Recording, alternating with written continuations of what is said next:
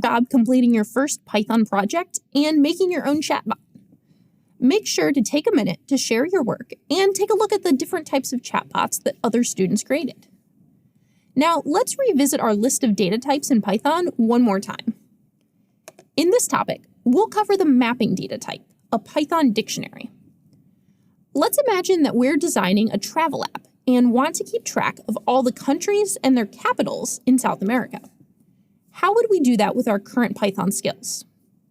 We could make a list of all the capitals, and then make a second list with all of the countries in the same order.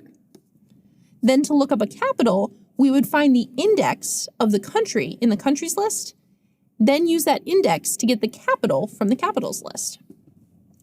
That was pretty tedious, and it would be very easy to make mistakes with the order of the elements.